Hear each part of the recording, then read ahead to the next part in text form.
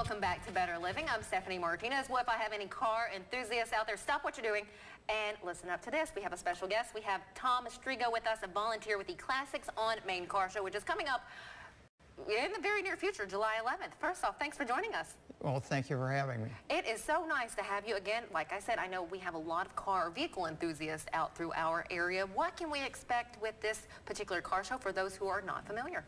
Well, it's the largest judged and class car show in Northwest Ohio. We had 385 cars last year. We're hoping to break 400 this year. I can't believe we can get all of those cars on Main Street.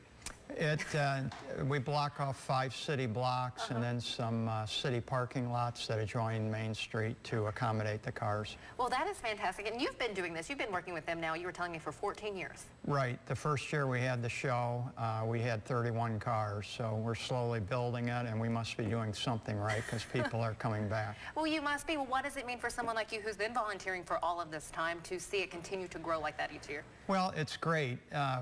It helps our downtown. It brings cars and people downtown. We'll have a couple thousand spectators downtown that day, and it's a boost for our businesses. Well, I would say that it is. Well, let's go ahead and get a look at one of the pictures. You provided us with a few pictures, so we're going to go ahead and pop up the first one right here. This is the crowd. This is from last year. You see some of the cars there lining the street. Now, for those who come in, is it free to get into the event, and then donations, of course, welcome? The spectators are free to display a car. It's $12 pre-registration, $15 day of the show. Okay, and where does that money go? The money goes to our downtown BG group that manages the event, and it supplements their budget as a way to promote the downtown. Well, and as I'm looking at some of the pictures as they continue to pop up, I don't own any classic cars, but these are beautiful, beautiful vehicles that you have. Right. I think it's a form of art. American automobiles, they're all different sizes and shapes, and no two are alike, so it is kind of a form of art. Do you have a personal favorite? I do. It'd be the Ford Mustang. That is the classic right there.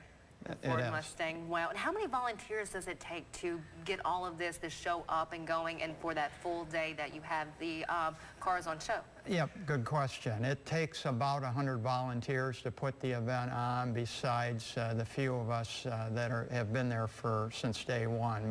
But the volunteers help monitor streets, put up signs, run errands for us. It takes a lot of people. Did you all look at other car shows maybe across the country before this one got started, or what was that initial push to do it? Well, we just, again, wanted to have another event downtown, and car shows have become quite popular. They're almost every weekend, and it's just a way, again, to showcase our downtown. We're proud of our downtown. As you should be. How far do people come in to, I guess, put their car on display? Yes, we have folks come from Michigan and Indiana, Ohio, from all towns, Cincinnati, Dayton, Findlay, Fort Wayne, Adrian, Monroe. Wow. It draws quite a spectrum. Again, we must be doing something right because they keep coming back. What's the crowd? What does that typically look like? Well, the crowd of people there, each car, of course, brings probably 1 or 2 people in the car, and then, the spectators, because they find the streets closed and blocked, so they park and come downtown, and it's great. Well, I gave away the day for the Classics on Main Car Show. I gave it away. It's July 11th. What time can we start heading down that way? The cars, we open the streets up for parking at 8 a.m. for the car. People are going to show their car. Spectators are invited really any time after that, but the cars will all be pretty much in place by 11 o'clock. The show then runs till about 3 when we do the awards presentation, and we try to have it wrapped up by no later than 4. Now, what awards are given out? We have 21 classes, about 55 trophies are awarded. And the judges, we have 10 judges this year that look at the cars, and they're judged on fit, finish, and presentation. And I'm guessing that the judges do need to be well-versed on automobiles. They do, right. The judges are involved in the car industry, and are a very important part of our show.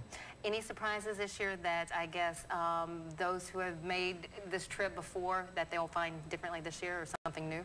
Well, you know, that's a good question, because we never know quite what's going to show up. But, you know, we have Packards and Thunderbirds and all kinds of classic cars, Studebakers, some cars that aren't even made anymore. And then some modern cars too, some newer Corvettes. I'm sure you'll be there, a new Mustang, which has got a new body style this year as well. I would have to say this is a family event, something that all ages can enjoy. Correct. We have families stroll the area, and they have a good time, and the kids do, and it's really a family-friendly event. Thank you so much for joining us today. We'll be right back here on Better Living.